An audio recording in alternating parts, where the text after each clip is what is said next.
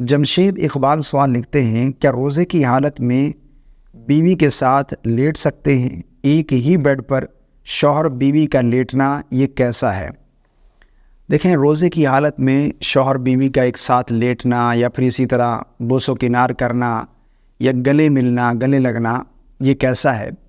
اس حوالے سے میں 2 احادیث پاک آپ لوگوں کو سناتا ہوں جس سے آپ کو یہ مسئلہ بالکل واضح سمجھ آ جائے۔ ام المومنین حضرت عائشہ صدیقہ رضی اللہ تعالی عنہ سے پوچھا گیا، امی عائشہ فرماتی ہیں کہ نبی کریم صلی اللہ علیہ وسلم روزے کی حالت میں اپنی بیویوں کو گلے بھی لگا لیا کرتے تھے، بوسہ بھی دے لیا کرتے تھے، لیکن ساتھ ہی ام المومنین نے ارشاد فرمایا کہ تم میں سے کون ہے جو رسول اللہ صلی اللہ علیہ وسلم سے بڑھ کر اپنی خواہشات پر قابو پانے والا ہے؟ اور اسی طرح ایک اور روایت ابو داؤد کے اندر ملتی ہے، حضرت ابو ہریرہ رضی اللہ تعالی عنہ فرماتے ہیں کہ ایک شخص نبی کریم صلی اللہ علیہ وسلم سے آ کر اس نے یہ سوال پوچھا روزہ دار کی مباشرت کے بارے میں، تو آپ صلی اللہ علیہ مباشرت سے مراد یعنی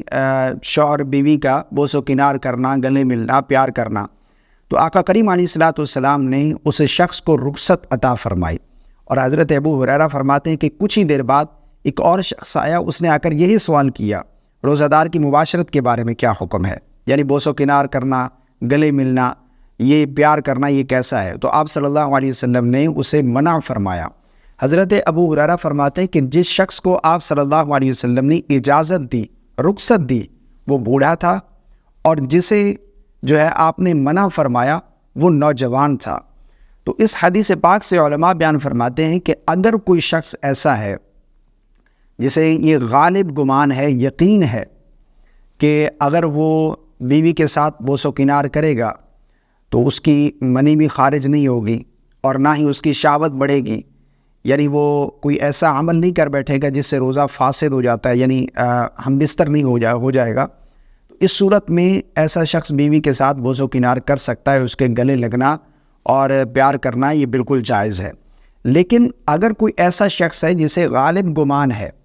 جسے یہ یقین ہے، امکان ہے کہ اس کی منی خارج ہو جائے گی یا پھر شہوت بڑھ جائے گی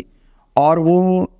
ہم بستری میں مبتلا ہو جائے گا، تو ایسے شخص کے لیے پھر روزے کی حالت میں بیوی کے ساتھ بوس و کنار کرنا یا پھر اسی طرح گلے لگانا یہ مکروہ ہے، یعنی بچنا بہتر ہے۔ اب اگر جو ہے وہ روزے کی حالت میں میاں بیوی بوس و کنار کرتے تو ہو سکتا ہے کہ شہوت بڑھ جائے اور وہ ایسا عمل کر بیٹھیں کہ جس سے ان کا روزہ ہی فاسد ہو جائے، اور روزے کی حالت میں بیوی کے ساتھ ہم بستر ہونا جان بوجھ کر جبکہ روزہ بھی معلوم ہو تو اس کا بہت ہی سخت کفارہ ہے، تو بچنا بہتر ہے۔ بہرحال اگر یقین ہے کہ شہوت پر کنٹرول ہے اور منی کا اخراج نہیں ہوگا، کوئی فرق نہیں پڑے گا، تو پھر بوس و کنار کرنا یہ قابل حرج نہیں ہے۔